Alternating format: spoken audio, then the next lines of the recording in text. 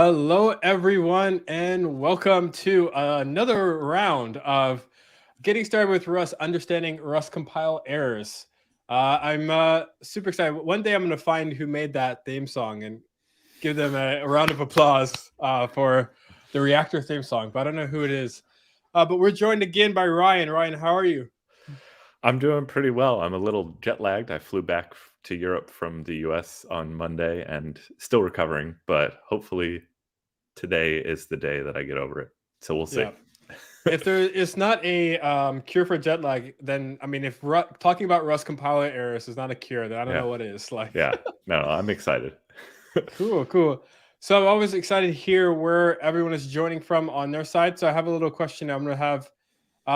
So yeah, tell us where you're joining from, and also whatever your first code editor was. Ryan, what was your first code editor? My very first I mean, I guess I did Sublime for about a month Okay. and then I switched to Vim. And Wow. I was a Vimmer for a very, very long time. Until I switched to VS Code with the Vim extension, of course. Nice, of course, of course. Wow, that's a quite a. I think that escalated quickly, as they say. Yeah. Like, yeah, I think I started. So I definitely started with Visual Basic, and I think we did it in Visual Code. I think, but we probably did some. It was in like a course, like a high Yeah. school course. So we might have done something weird or something that, like, the school could only afford or whatever. But yeah, fair enough. It's always interesting. Cool. Well, yeah, let us know where you're joining from. Yeah, and your code editor of your first love. You never forget. But before we go on, I'm gonna go ahead. Let's see. I'm gonna add this to. So, like I said, this is part two, but never fear if you haven't joined part one. I got many questions about that, but it was largely because these are gonna be new code examples. There won't be anything that not that you didn't miss in part one. Definitely go check that out. But if you hadn't joined part one, you'll still be very much with us here. Let's see who we got. So we got from Paris, Notepad++. Yeah, no, after doing Visual Basic, I moved to Notepad++, or just Notepad very early, just not even the plus version. But then when Notepad++ came out, I definitely felt cooler. So yeah, definitely get that, Jeffrey. Yeah, good on Notepad++. Yeah, I don't know if any development is still happening on that, but would love to go back one day, do a little retro.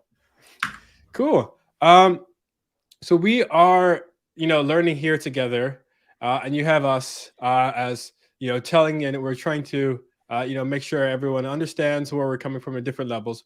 But it's always super nice to learn together, right? So we have set up this Rust Learners Matchmaking, I call it.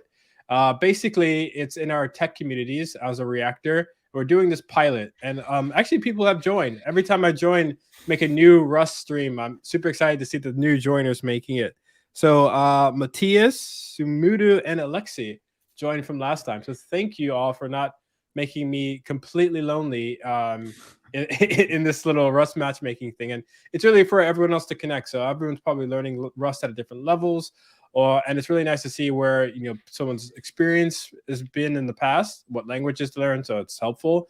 And yeah, where to contact, so where to find people and things like that. So people have added me, at least LinkedIn. Hopefully you're adding each other, because I'm not the matchmaker. I'm not the Rust Cupid, but you can find who's best for you and the experience level as well. And yeah, so like I said, just to prove there's some action going on. There was some C++ developers, Scala. There was JavaScript that just joined. So super nice to see a great diversity of people learning Rust. And if you can't get enough of Rust errors and handling Rust, handling Rust errors, we do have this also Microsoft Learn module.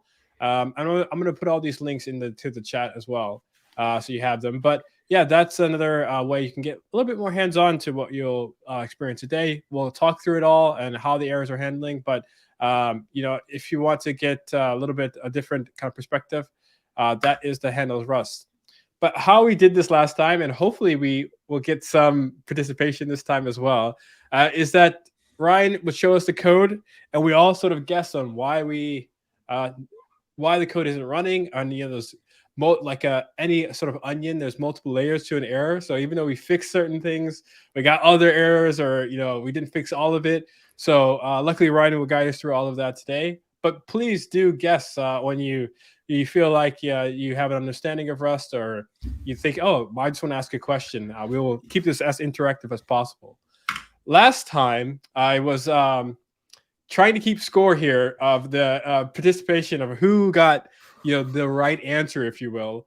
And I gave out handshakes because that's the only thing I can give out here on this digital handshakes on the stream. So this is the official score. If you have any arguments or complaints, do find me on the internet somewhere. And also, this is no particular order, but I did get my own correct answer, so I'm pretty proud of that. So if you are joining Corey, so Patrick, Emery, Juan, Eric, hopefully you can sort of continue your hot streak. But again, since you haven't joined, if you haven't joined part 1, you're not far behind on this group here. Cool. And like I said, I'm sharing all of these links on this Rust links. So the repo we're going to use today, as well as the matchmaking and all of that. But Ryan, I think that's enough of the fluff. Let's get the filler on the code, and let's get to it. Let's look at some of these Rust errors. All right, sounds good. So bring up the code. Do we have it displayed, or? Yep, there it is. There we go. Awesome. All right, so we're going to start off with a relatively simple example here. This code is not doing too much that's fancy. We have a collection of strings, hello, Rust, and world, and we have an item, Rust, and we want to find that item in our collection. And so this is just a simple iteration. We're calling .find. We're going to check that the item in there is equal to our little sort of indicator here. And if we find the item, then we go ahead and we print out we found Rust. So maybe not the world's most exciting example, but it's a good first one to get us going. Yeah, get us warmed up. It's a warm up. It's a warm up, yeah. So let's see. Anybody? We're getting a compiler error here. And does anybody have any idea why this code is not compiling? Any thoughts? It always takes the first one to have the most courage, but there's no wrong answers, only incorrect ones. So let's see the error. So let's run our example here. So we're going to do cargo run example, and this example is called indirection. And it's a pretty straightforward error here. I see somebody in chat is saying it's a move. No, it's not a move error. We had a lot of those last time, but this time we're not going to be dealing too much with move semantics and Rust.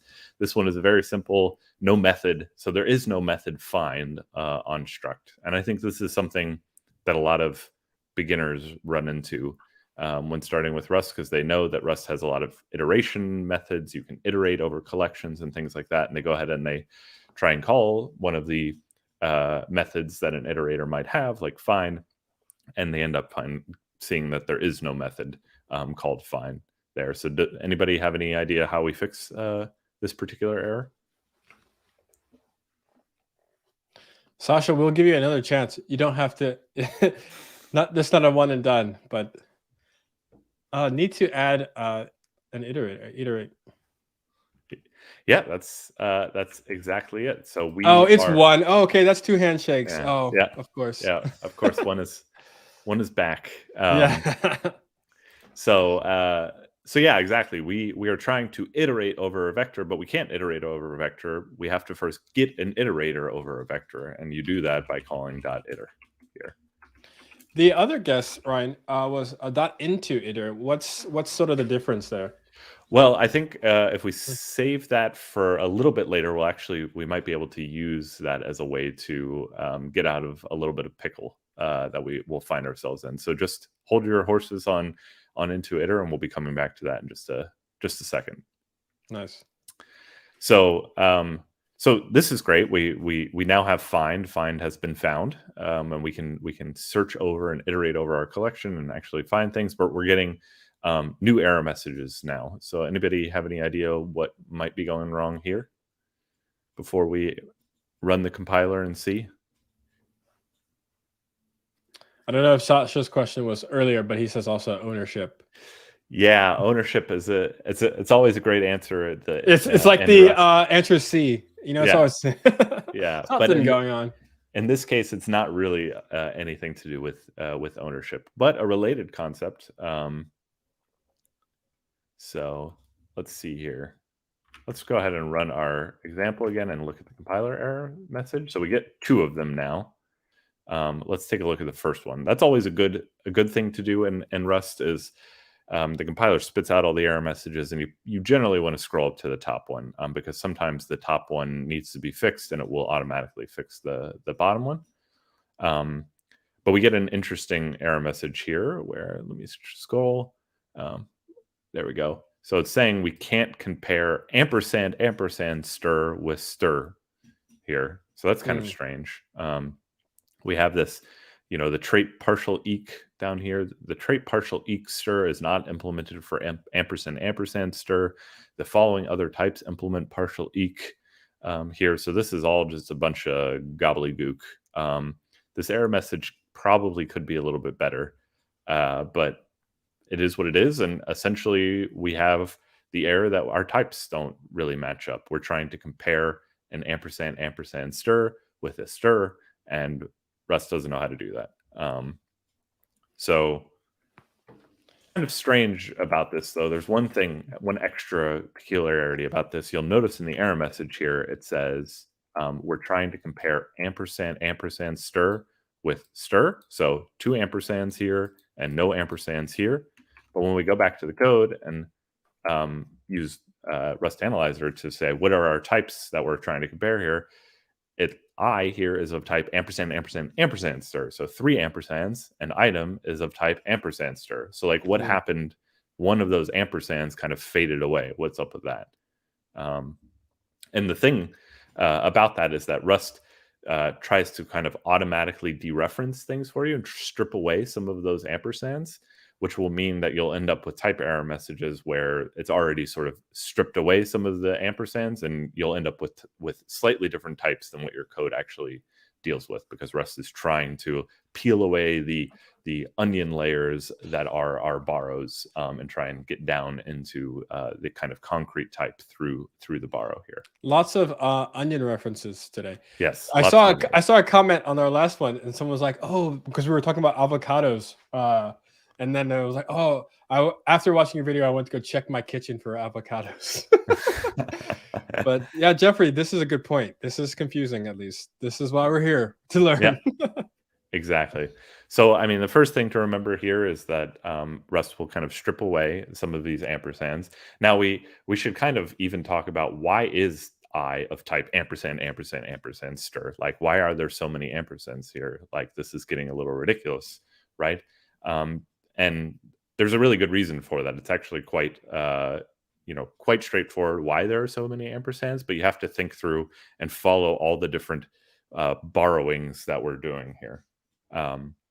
So if you look at our collection here, our collection is a vector of ampersand stir. It's a collection of string slices that we have here. So we're pointing at some string data in each one of these. That's our first ampersand. We're pointing towards string data that lives somewhere in our binary. The second ampersand comes from the fact that when we call .iter and we're iterating over our collection, we don't actually get like handed the actual item of the collection. We just get handed a reference to that item. Okay. So that's where our second ampersand comes in here. .iter says here, we're going to iterate over this collection, and I'll just hand you a pointer or a reference to the item that inside of the collection. So that's where our second iterator comes from. And the third one is from .find. So the find method itself references the item that you're iterating over. So it doesn't get handed the item that you're iterating over. It gets handed a reference to the item you're iterating over. So that's where these 3 ampersands are coming from. The original type is ampersand stir. Then we're iterating over that collection and just looking into the collection and seeing and referencing the items through another reference. That's where the second one comes from. And then .find, again, is referencing the items that you're iterating over. That's where the third one comes from. That's nice, because this could easily look like a giant typo instead. Yes, yeah. And I think in Rust, just like in C or C++, you kind of have to get used to these like pointers to pointers to pointers and references to references to references, and be able to look through them in a way. So one has shot the shot, if you will, and says to fix. Yeah, should we do some some star I? So dereferencing is what that star is called. Where we want to look through the reference and say, okay, we're pointing at something. Let's go ahead and actually go to the thing that's being pointed to. So we can go ahead and try that. Let's see what happens here if we do that.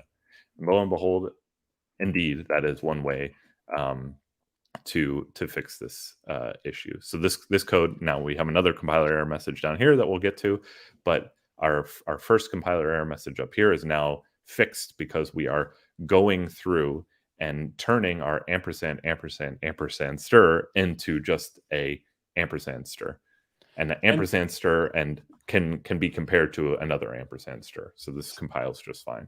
So not to call him out, but as a question, so for instance, star I, would that not be working because we haven't dereferenced enough with that? Let's see how that looks like. Yeah, so we're getting a compiler error message again, and let's go ahead and run the compiler again to see.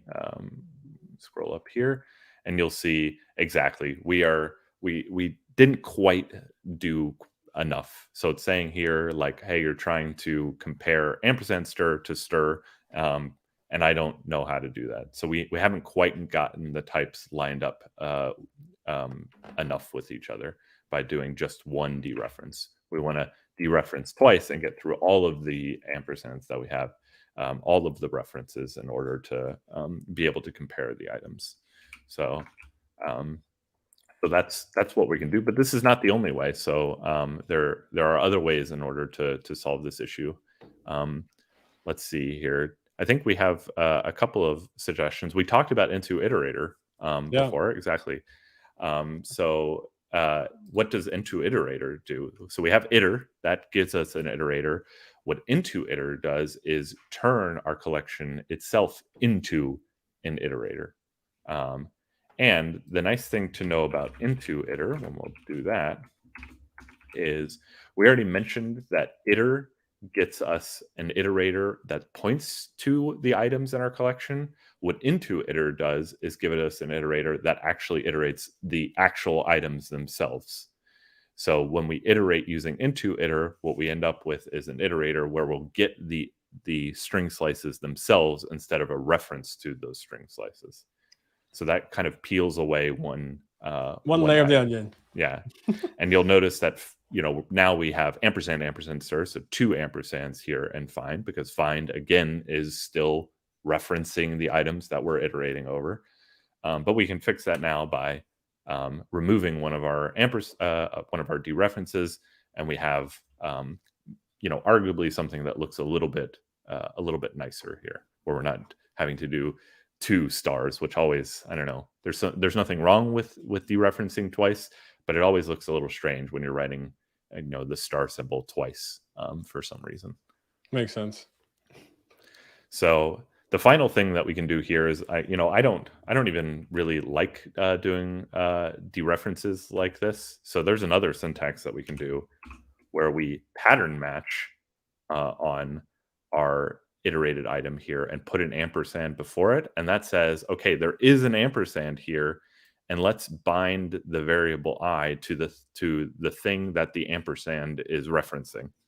So if we have ampersand stir here, we put one ampersand there, and I then becomes a single string slice, so an ampersand stir. So this is another way to remove the onion. Instead of dereferencing, we can pattern match and peel away that reference this way. Well, so becoming the onion yourself. Exactly. Yeah, no peeling, just be comfortable with the layers, and I like that.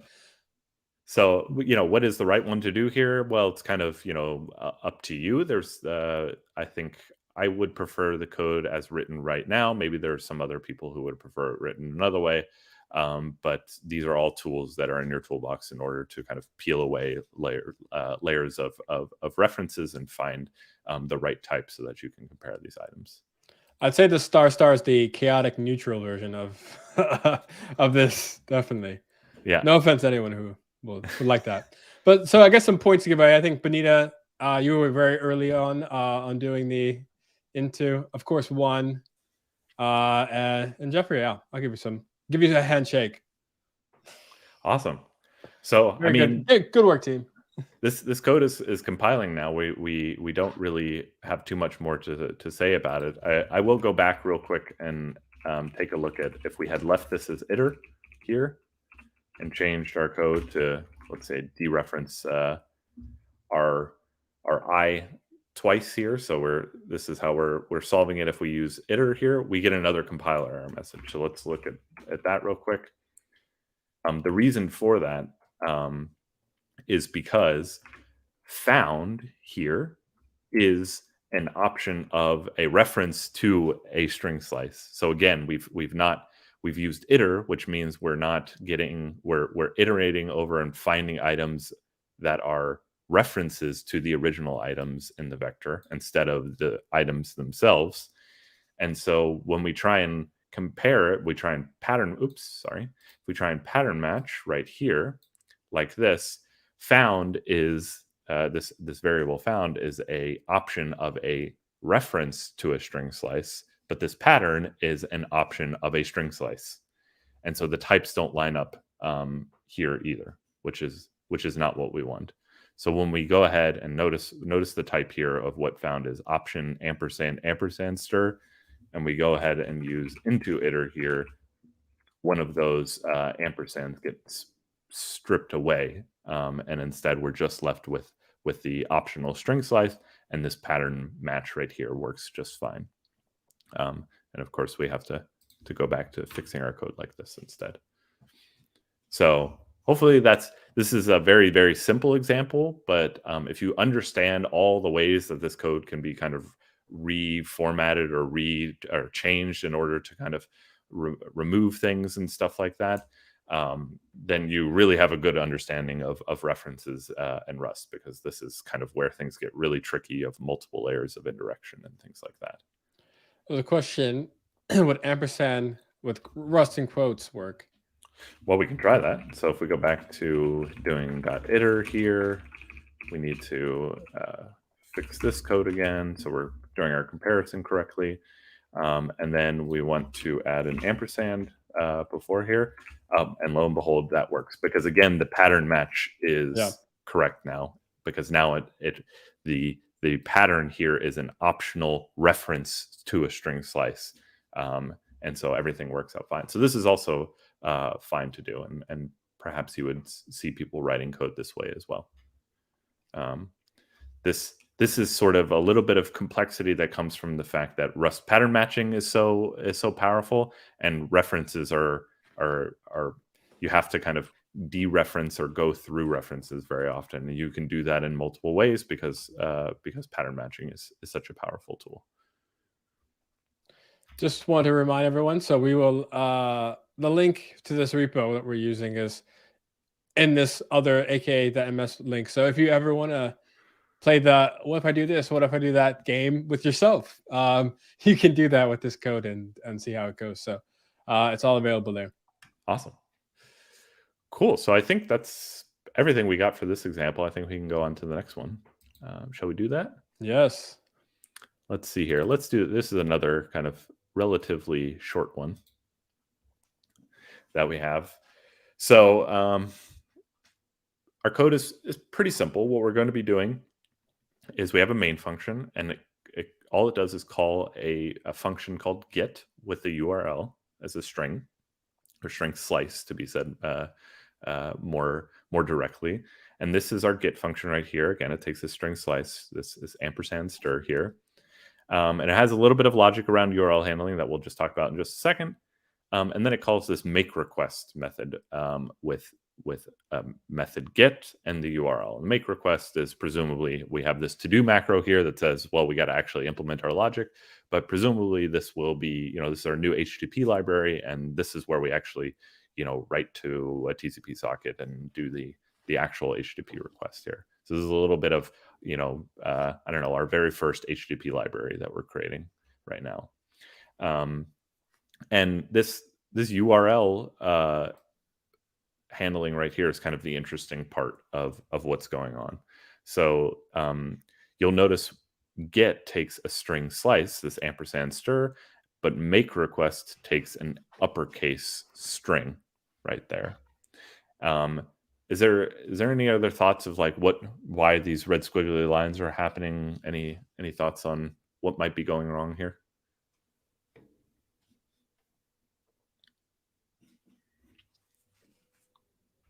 Got to be an int to a nit. That's what I say. Let's see what people think. But I can see again. I can always feel the collective head scratching when you ask these questions. Yeah, what's going on? Yeah, this is an interesting one. Yeah, we can. Benita has else does not return that value to the URL, I guess. Actually, it does. So format here is a macro that returns a string. So this else branch right here is returning as you can see right here when I hover over it, string, capital S string, an own string. So we're getting that there. That's not quite it. Good try, though. Good try. One has a reference instead of an own type. Yeah, that's definitely getting in the right direction. If one could be more specific about where that's happening and what we talking online. This line here with make request, or is it this this let binding here?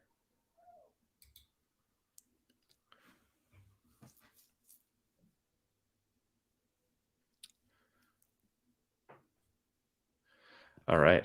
Yeah, Joffrey here saying the two branches should return the same type. Yes, that's exactly it. You'll notice here that we're passing in this URL parameter here, and if the URL starts with https:// then we just assume that it's an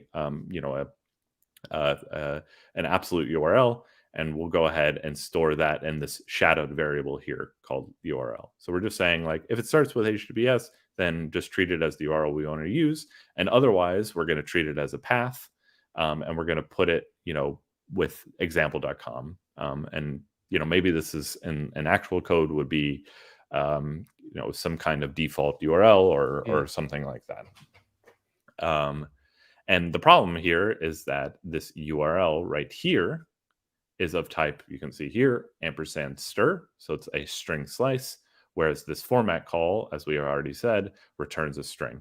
So our if branches do not line up. Let's take a look at what that looks like when we actually run that. And you can see that's exactly what we're getting here. It says if and else have incompatible types. Oh, so, nice. That's a very clear message. Yeah, that's very, very clear. Yeah, that's good job, Rust compiler. You good guy, Rust again. Yeah, good guy, Rust here. Yeah, so you can see we expected URL to be ampersand stir because of this. Like URL here is ampersand stir, and so Rust, what it will do when it's trying to figure out what a type is of something, it will say, okay, I just assume that the if branch is the type that you mean. And so our else branch here, unfortunately, then it says, oh, well, I expected because the if branch is ampersand stir that your else branch will also return an ampersand stir. But that's not what happened. We expected ampersand stir, but we found capital S string. And we can't do that because then let URL would have a different type depending on if, a runtime value, and that's just not allowed in Rust. So we have to figure out a way to get that to line up. Does anybody have any thoughts on how to fix that? I think I saw some ideas. Let's see. Yeah, so string to stir. Yeah, okay. Maybe one also had an idea. One said before the else, but I think he's just talking about the up one problem. More. So yeah, so I think this is definitely one way that we could fix things is if we go ahead and change this URL here to be of type capital S string as well, which we can do that in several ways. We can call the toString method here, and you can see now everything lines up. URL becomes type capital S string instead of ampersand stir. So we've turned our string slice into an own string using toString. I mean, there's several other ways that we can accomplish the same thing. For instance, one thing that I like to do is to use toOwned, and this is just a generic function that takes like non-owned values and turns them into their owned equivalents. And for string slice, it turns it into an owned string here. So we could use toOwned as well. This all works just fine. So this is great. This works fine, but there's an issue with this code.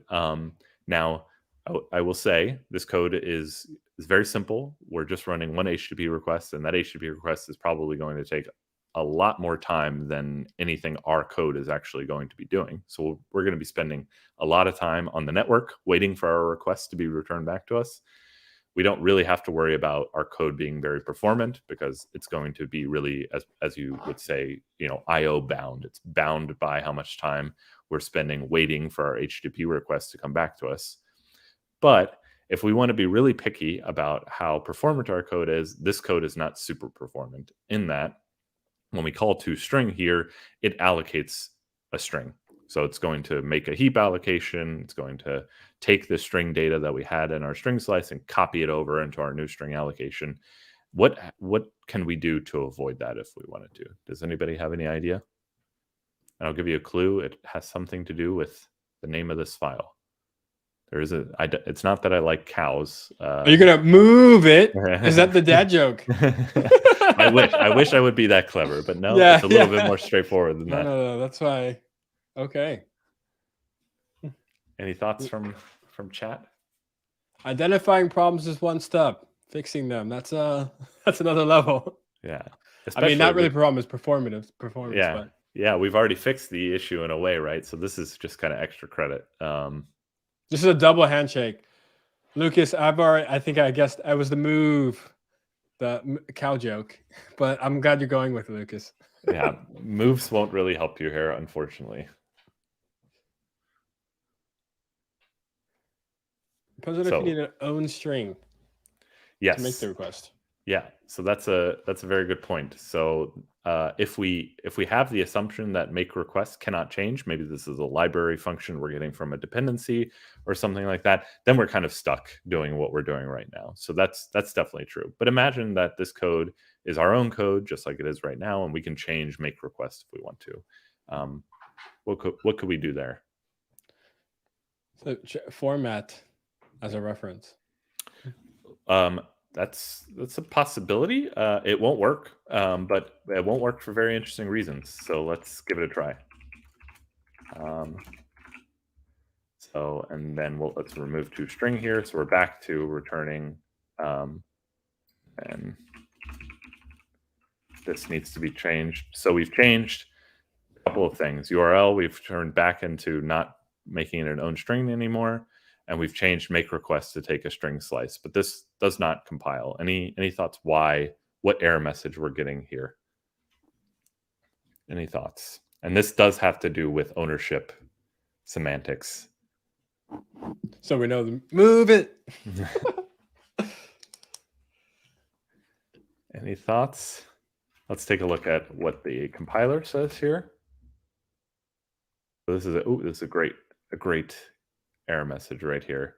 So temporary value dropped while borrowed. This you'll see quite often when doing Rust. So this code right here, according to our error message, creates a temporary which is freed while still in use. So temporary value is freed at the end of the statement. So what does that mean here? What it means is that when we call format, we're creating a string. We're allocating some string data. We're calling malloc. It's heap allocating. We have some string data, and whenever we need to heap allocate something, we need to know when that memory can be freed. When can we actually call free and make that heap allocation no longer in use so that we can reuse memory. Otherwise, if we didn't do that, we would leak memory, and all of our programs would just take more and more memory until they'd crash our computer from taking all the memory. So we don't want that, right? And the way that this works in Rust is that when you allocate something, when something is owned, when it goes out of scope, it is dropped. And when it's dropped, the memory that's associated with it is freed. So if we look at our code here, format here, since we're not returning it, we're not returning the call to format to URL, we're calling asref and returning the reference that we get from asref to URL.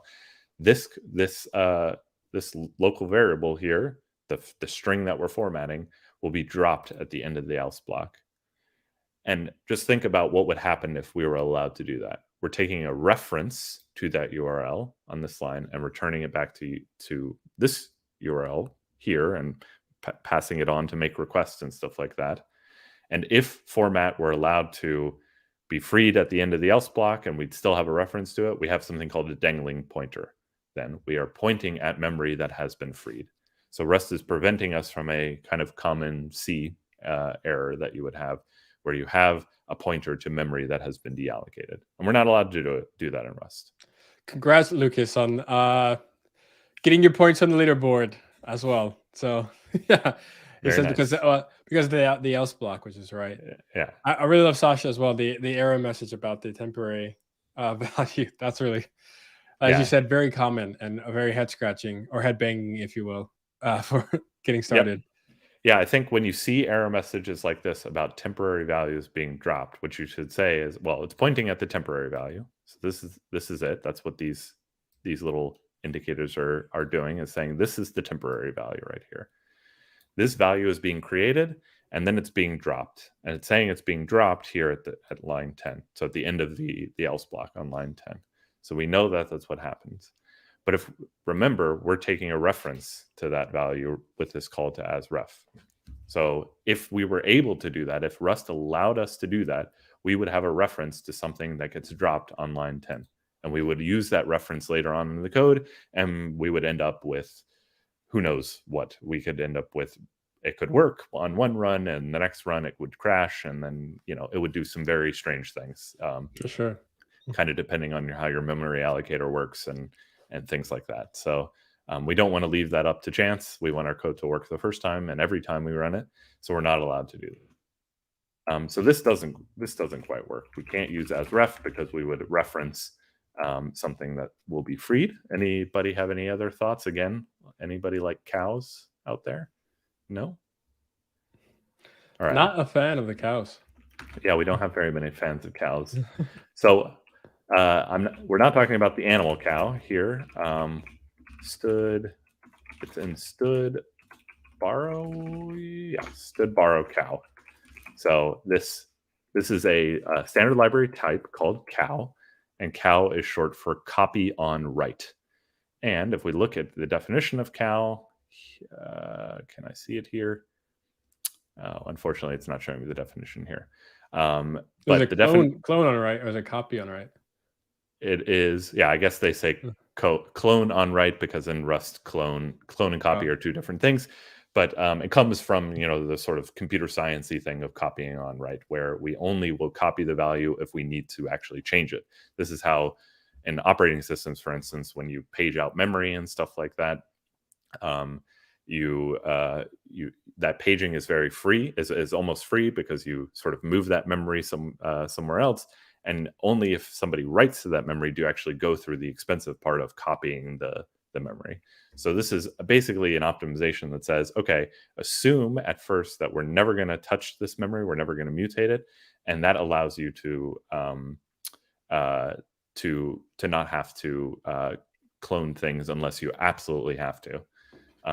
So cow is interesting in that it has it's an enum and it has two variants. One is borrowed, like this, and one is owned, like this. And so essentially what we're saying is that on one side of our if statement, we have borrowed value.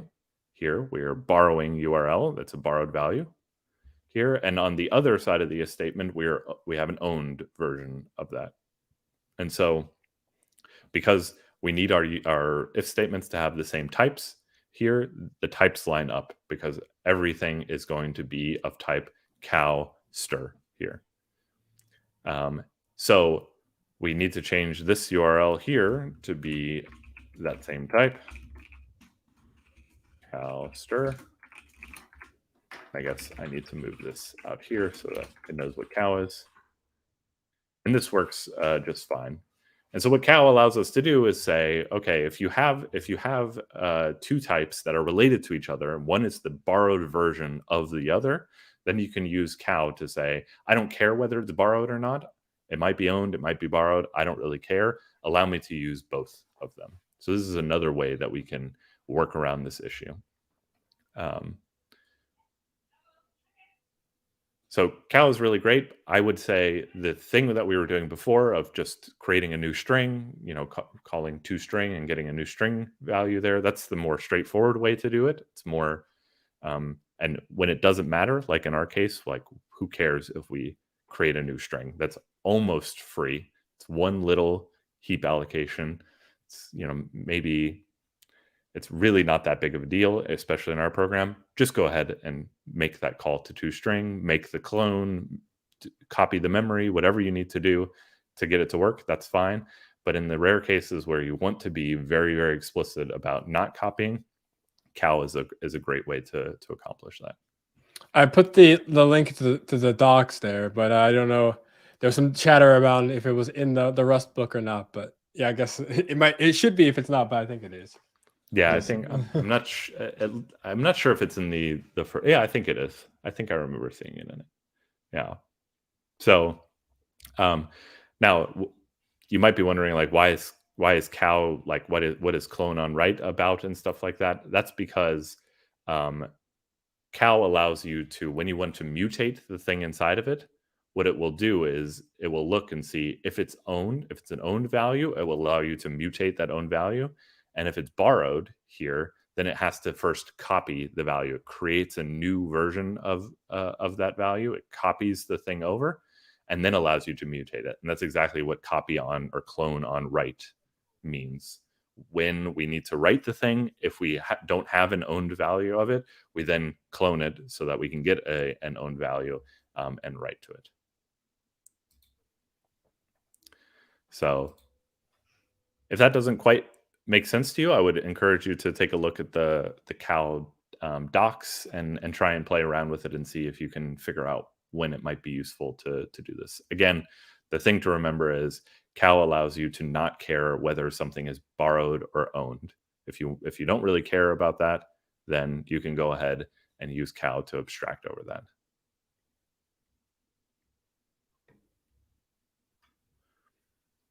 Yeah, this is 100% more intermediate, bordering on advanced Rust here. Yeah. But well, we all had our warm up, so yeah, this is part 2. So. Yeah, this is part 2. Learning something new, that's good. All right. Cool. So hopefully it gives you something to chew on there. Do we have time for one more? Yeah, maybe. So there's one question around, I guess mutable with the cow if you mutate the variable. Yeah. If you're mutating something that's held on to by cow, then you still need to annotate it as being mutable with the mut or mute keyword.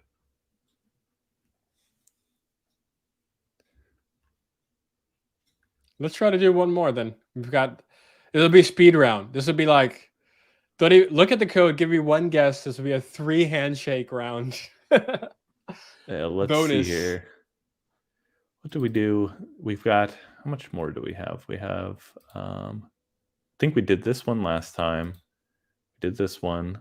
Let's do, these are quite large, but we can try it. We can try this one. Part of it maybe, yeah. All right. So this is going to be a big example. It's got a lot going on, but it should be relatively quick to go through it. So what are we doing here? This is some async Rust, some Rust that runs asynchronously. And what we're calling is this async block here. This allows us to run our code in an async manner.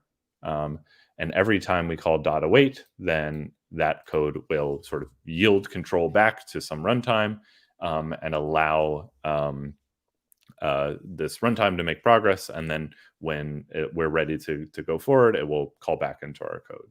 So this is a way to run, if you're familiar with JavaScript async await. It's similar to that. C#, same thing.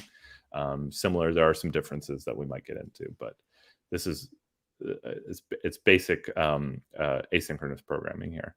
And so what this code is actually doing here is has this user score, which is, we're making a game here, and we're keeping the player's name as a string and their score as a 8-bit unsigned integer here. And all we want to do is take our scores and then increment Ryan as the player. That's me. I get 1 point when we call this code here. And it's doing it asynchronously because storing, let's say it's writing to a database or something like that. It's making some network call that will take a long time, and we want to be able to do that asynchronously. So this code does not compile, and it doesn't compile for an interesting reason.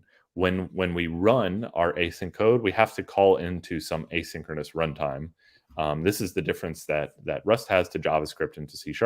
And JavaScript and C#, you have the runtimes built into the language. You don't get to pick and choose which runtime you use. It's just part of the language that kind of drives our asynchronous program forward.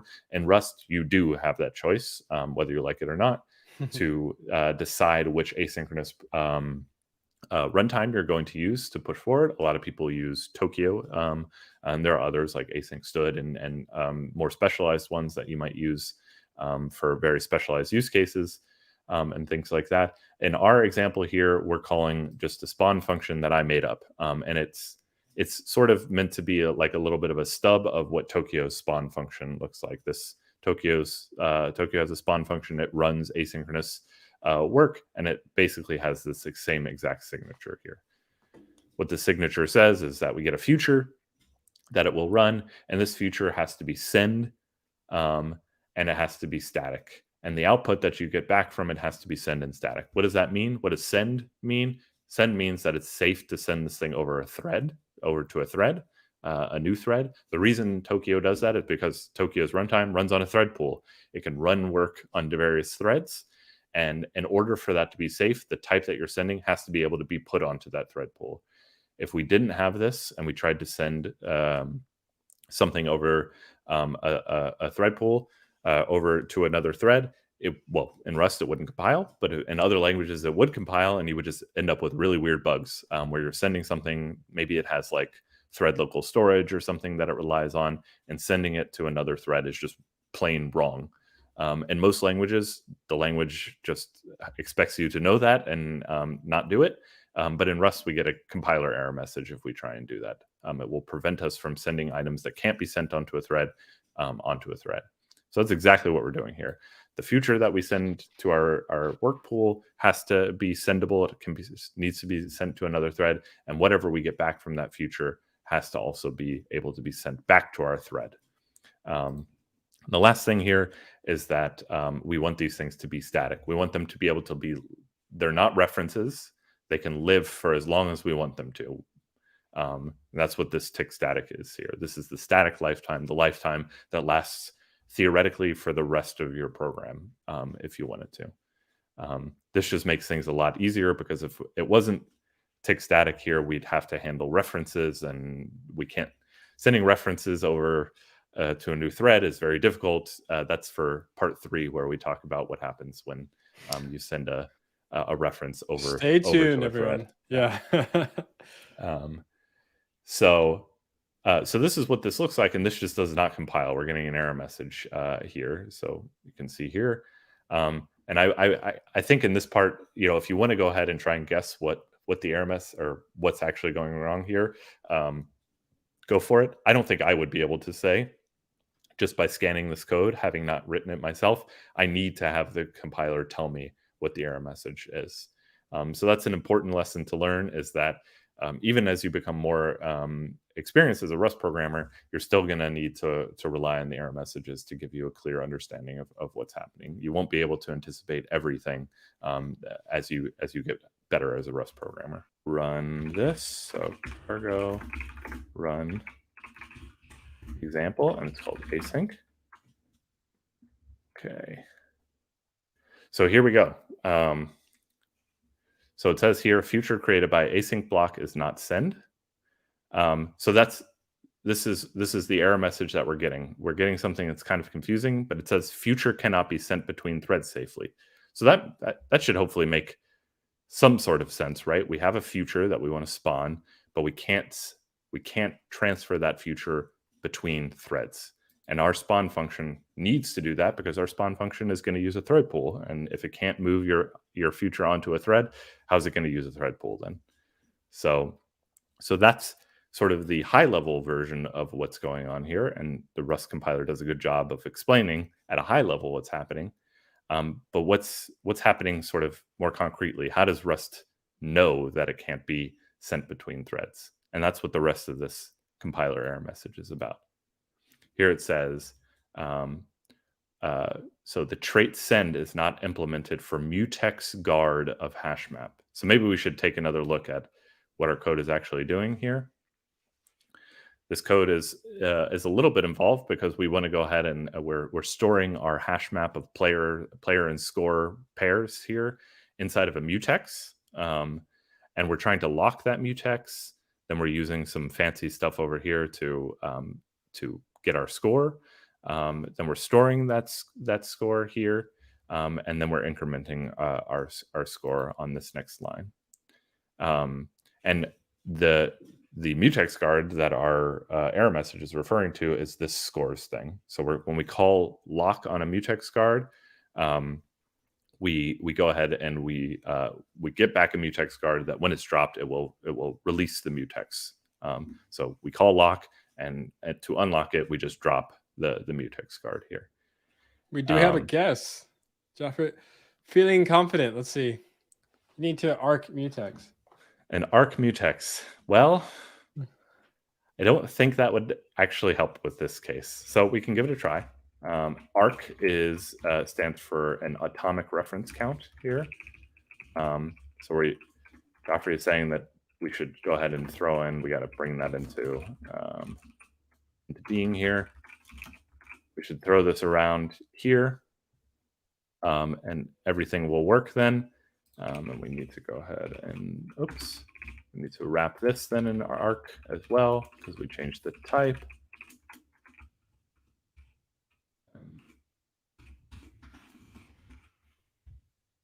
And no, we're still getting a compiler error message here. So let's see if it's changed at all. What's happened here? And let's see. And it's not really changed very much. So we added an arc around here, but we're still getting the same error message. At the end of the day, mutex guard is, it's not send.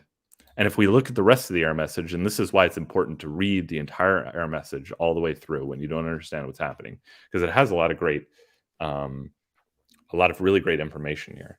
It says the future is not send as this value is used across an await. So this value in this case refers to this mutex guard. So you can see scores here has type mutex guard. Now we can't send a mutex guard across a thread boundary. That's because mutexes rely on the local thread state and stuff like that. If we were able to do that, that would be, again, this is an error that you can do in other languages. They don't prevent you, and it's just wrong. Like if your program will do funny things or crash or whatever. You don't want to do this. And Rust is preventing us from making this mistake, where we try and hold on to this mutex guard across an await point. And this is exactly what's the problem, is that if you hold something that is not send, something that cannot be sent to another thread across an await point, if that were allowed to happen, the runtime that you're using could take that value and put it onto another thread. Because whenever we call .await here, that's when the runtime that we're using takes control again and allows and pushes our program forward. It can take the future that we're working on and put it onto another thread. And what happened if that was the case is this mutex guard would end up on another thread and our whole program would probably crash or something like that. So we're not allowed to do this. We cannot hold our mutex guard, our thing that is not send, across an await point here. So how do we fix this? Anybody have any ideas of how we can prevent our mutex guard from being used across a wait point and being used potentially on another thread?